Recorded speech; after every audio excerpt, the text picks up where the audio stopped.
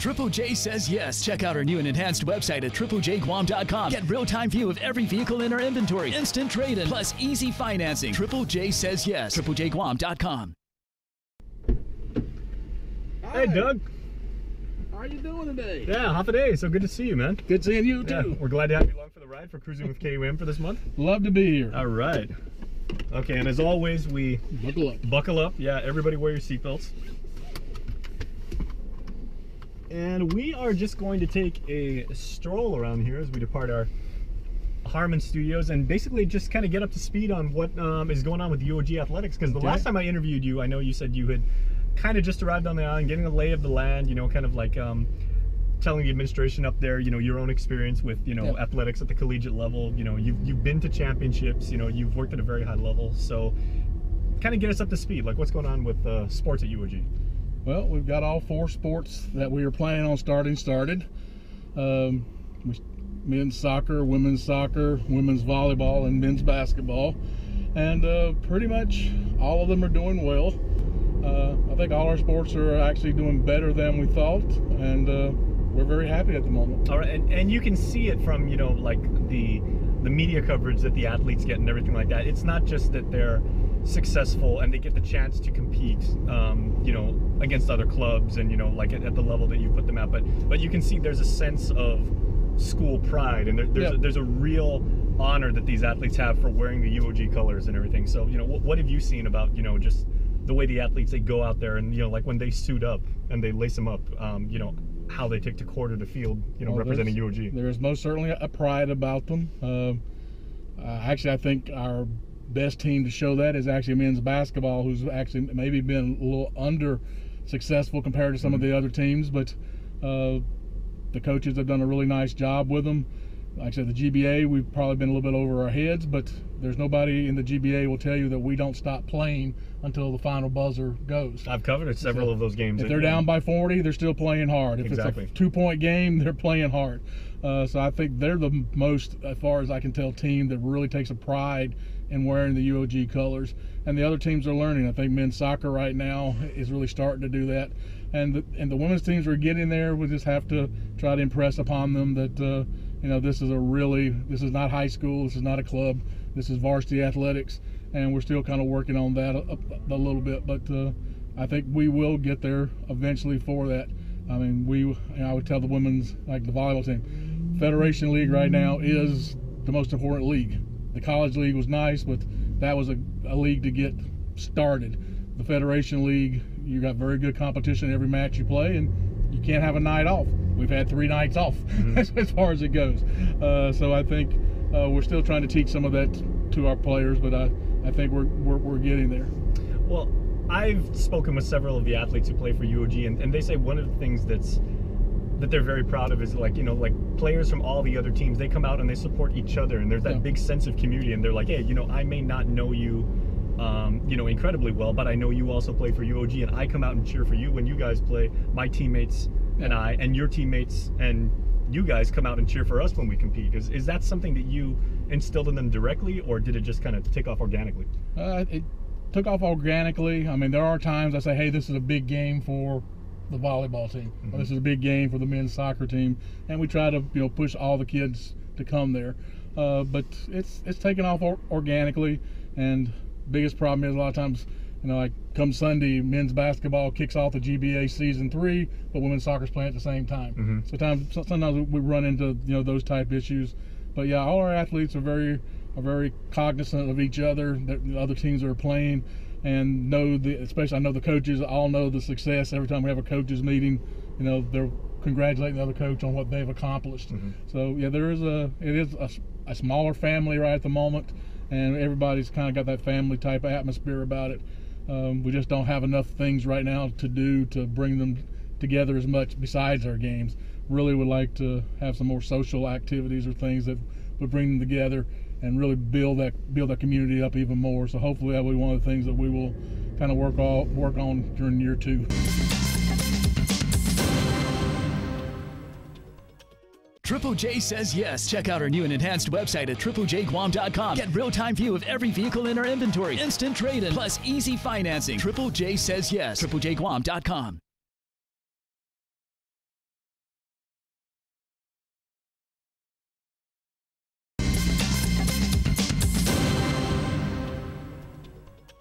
Triple J says yes. Check out our new and enhanced website at triplejguam.com. Get real-time view of every vehicle in our inventory, instant trade-in, plus easy financing. Triple J says yes. triplejguam.com.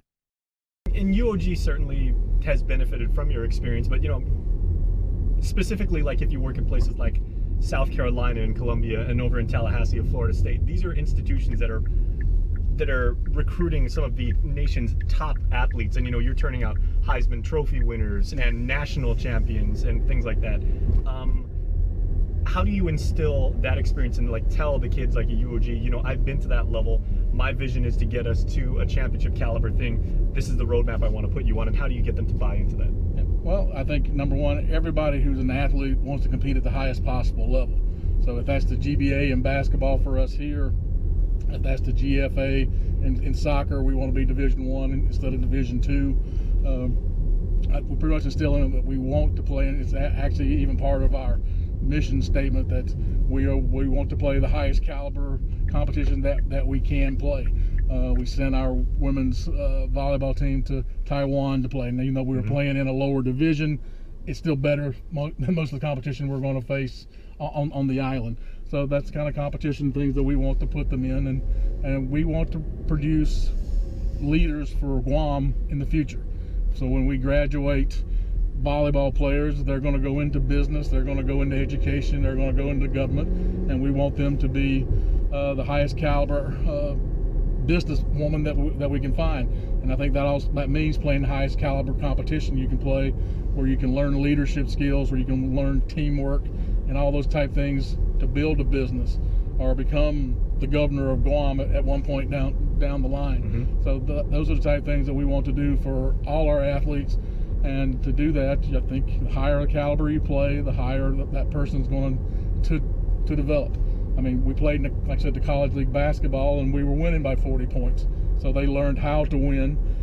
But we've also been behind by 40 points in the GBA games, and they're learning character of how you continue on full-scale practices, getting up at 5:30 in the morning. A lot of times our basketball teams practice at 5:30 in the morning because they can't get the gym in the afternoon because we're hosting a rental. So they're developing that type of character that, all right, if I have to, I'll get up at 5 a.m. to practice basketball. I'll get up 5 a.m. for my job in the future.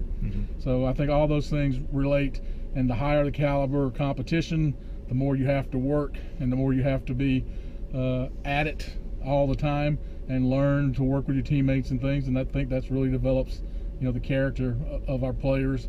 And if they spend 4 to 5 years here with us, they will come out being a leader. If they can't be a leader, they're going to be a great follower who's a great team person, who's going to make the sacrifices for the team to be successful.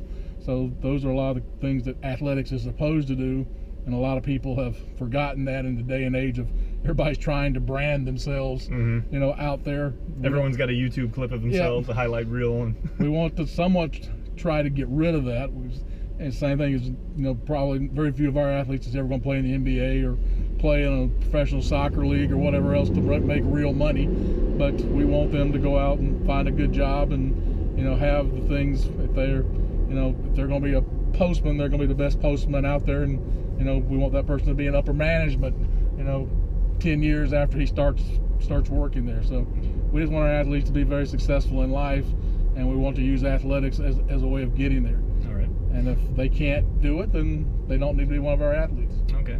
Okay, so Doug, continuing our conversation, what have you learned in your time here just about sports on Guam in general? Because athletics is such a big part and such an influential part of our culture, and with the wonderful climate and the weather we've got here, we can pretty much play most sports year round and everything like that. What have you been able to glean from the community as far as our attachment to sports? Well, there's most definitely a love. I found, of course, a lot of the facilities, especially outdoor facilities, aren't necessarily high quality, but that doesn't mean the competition's not high quality, and a lot of people want to go out and play. There's not necessarily great baseball fields or softball fields, on the island, but there is a passion for baseball and softball. So the people's love of the game goes beyond. There's a lot of kids in Seattle, where I came from, to here wouldn't play on some of these fields. They're used to, turf fields that drain and do all those other things. These kids are looking, kind of like back when I was an athlete, not necessarily an athlete, but, playing, we'd go out to the park and it would have grass on the infield and, ball spots in the outfield, and, we would play, and that's the same attitude that is here. So there's most definitely a love for sports here. I hope to see in the future that, some facilities maybe catch up with the love of it, and hopefully we would love to, there's some thoughts of trying to bring back the idea of having a sports complex at UOG. That space out behind the field house was meant to be for a sports complex.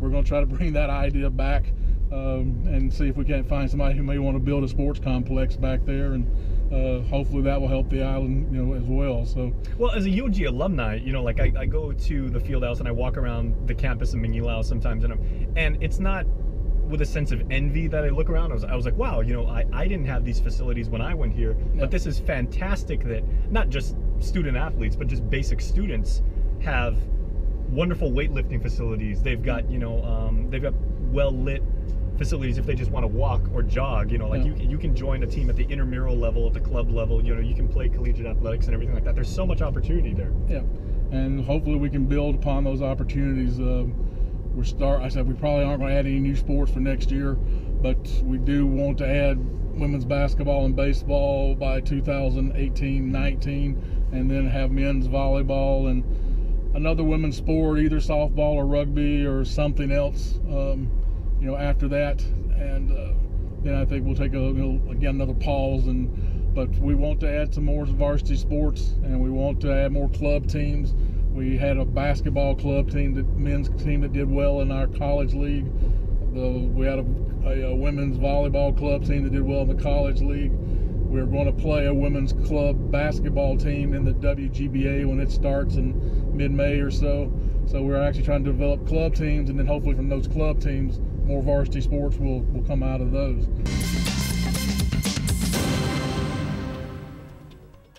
Triple J says yes. Check out our new and enhanced website at triplejguam.com. Get real-time view of every vehicle in our inventory, instant trade-in, plus easy financing. Triple J says yes. triplejguam.com.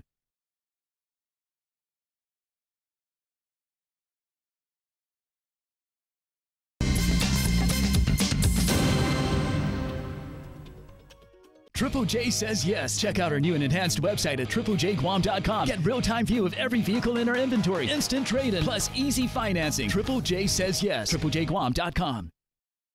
With your own experience as a athletic director, how are you working with all the different programs on things like conditioning, calisthenics, nutrition, making sure that it's not just a bunch of guys who have, and girls, who have God-given ability, who just go out there and just crush it every single time, but they're actually refined, doing things the right way, and making sure that they can perform at a very high level for a long time. Yeah, well, like I said, we're trying to improve wellness, and not necessarily for the athletes, but for the whole campus.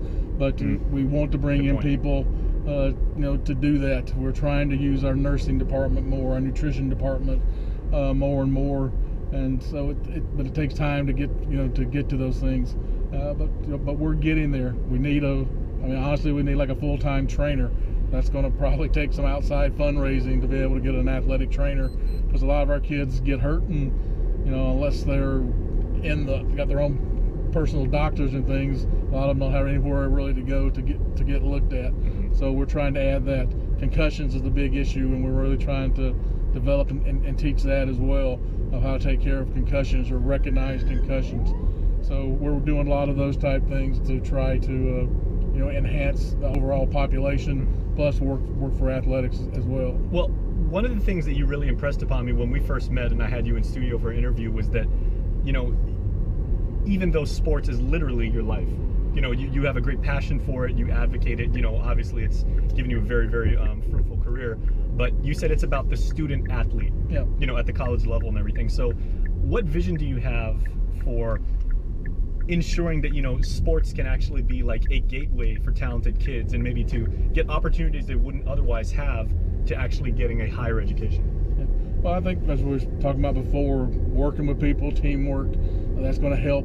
But plus you get to know lifelong friends are made from sports teams. Yep. And those people, absolutely agree. A lot of times at the University of West Florida, I started a Hall of Fame there, and we tried to bring back our first men's basketball team to actually make NAIA playoffs. They had actually literally, this is absolutely true. When that team got off the plane from their first trip to the NAIA Nationals, the president greeted them, told them they didn't have a team anymore. That all athletics had been dropped at the University of West Florida. Of course, the majority of that team became big businessmen in Pensacola, Florida.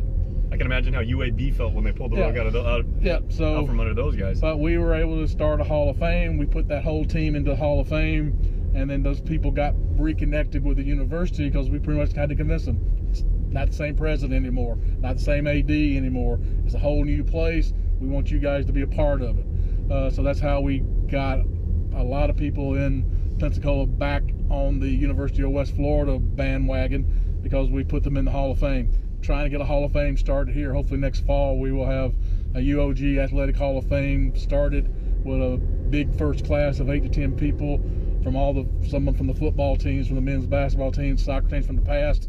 At least 2 female student athletes we will put in there to make sure we recognize, the females who have played on different sports here.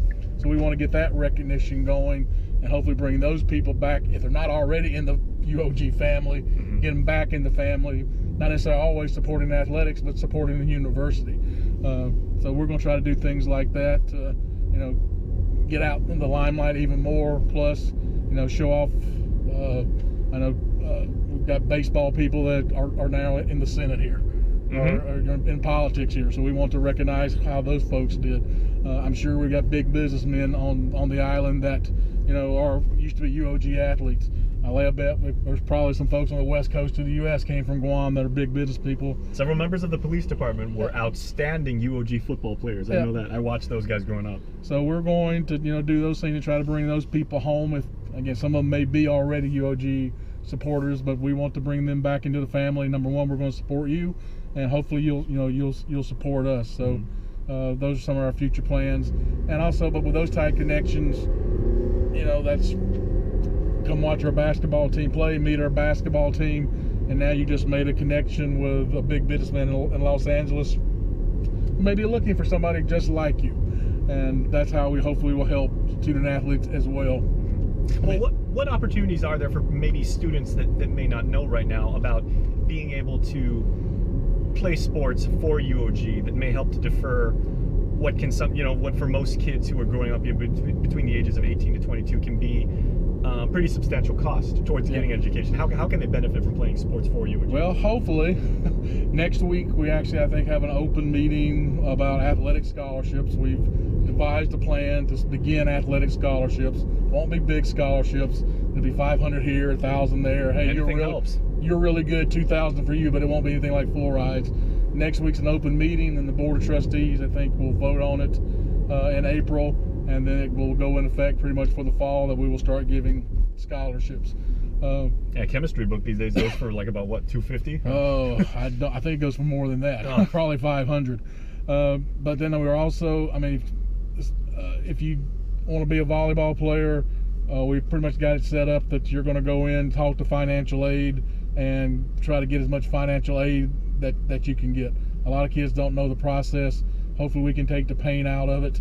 We'll hand walk them into the financial aid office, meet with a financial counselor, fill out the paperwork, and make sure that you can get everything you can out of financial aid. And that is the purpose of college athletics, to say, for kids who are truly talented and have a passion for something like that, use your gift, and you can actually achieve higher things in life through that. And with that financial aid, biggest issue, we don't necessarily have a whole lot of student jobs on campus unless you qualify for like work study, but we're hopefully going to work on having some student jobs in the gym and things in the future that hopefully maybe will help a little bit as well. So we're looking for different things that can help them financially, but the scholarships will be a big thing. We really want to try to bring in a few more folks maybe from off island, but we want the main focus to be on Guam and Guam students. But the men's basketball team really could use a couple of 6'5" guys off the mainland or something. And sorry to say, the native population on Guam tends to be more 5'8" than 6'5". So I'm 6'3", but I'm certainly the exception. Yes. So hopefully in the future, we'll bring in a few people off the island to enhance our programs as well. But it's always going to be about Guam. So I think we've told them it's pretty much limited. You can never have more than 4 people off island on a scholarship or something. The rest of the teams, have to be of Guam, of native Guam folks. So we're working towards that as well, but we'll hopefully improve it. And same thing, if we get some success, hopefully it's going to mean some more financial folks will come in and be a sponsor or supporter. We're going to try to get a booster club going sometime soon to help as well. But there's so much to do. Luckily, I'm going to actually get a full-time athletic coordinator, so hopefully free up some of my time to spend more time out in the community and meeting folks and hopefully raising a few more dollars and trying to get sponsors and those type things. So I think the future looks bright if we will keep working to go forward.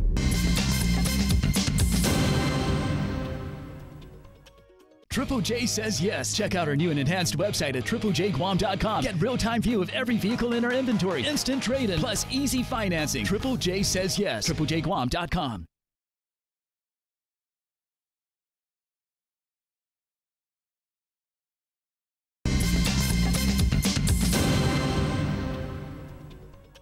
Triple J says yes. Check out our new and enhanced website at triplejguam.com. Get real-time view of every vehicle in our inventory, instant trade-in, plus easy financing. Triple J says yes. triplejguam.com. Okay, so as we head into the home stretch here, we're pulling back to our Harmon studios. Final questions. You told me before that you're not only a fan of sport, but you're also a student of history. Yeah.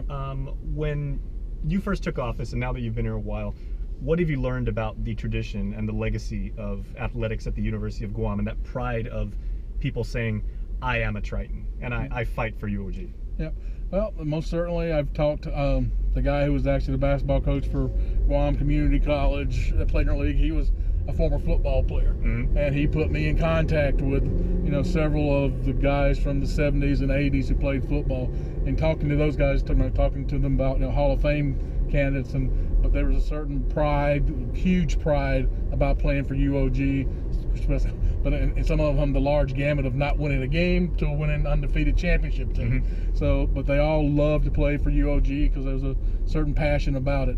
And I think that's kind of what I've really learned, that there is passion about UOG on the island, and especially as we continue to grow and bring people back, that passion is not going to do anything but grow. I hear about the big crowds that were at games. At one point, the place was packed for a 1980s basketball game, depending on who the opponent was. So we want to get back to that, and we want the students to get more involved. We had, we're having Triton nights now every so often, 3 to 4 times a year, and we had 1,000 people pretty much show up. And I mean, that's definitely something that we haven't had a whole lot of, but our last Triton night was in the fall, and we had close to 1,000 people showing up. Ran out of t-shirts, ran out of pizza, ran out of drinks. It all went away.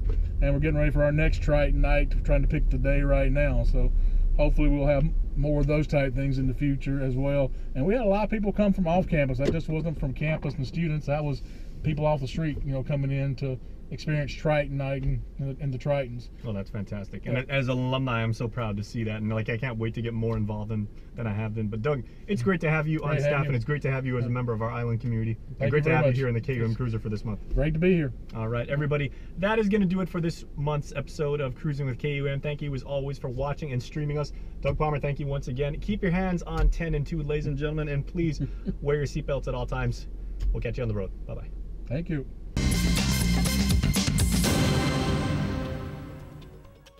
Triple J says yes. Check out our new and enhanced website at triplejguam.com. Get real-time view of every vehicle in our inventory, instant trade-in, plus easy financing. Triple J says yes. triplejguam.com.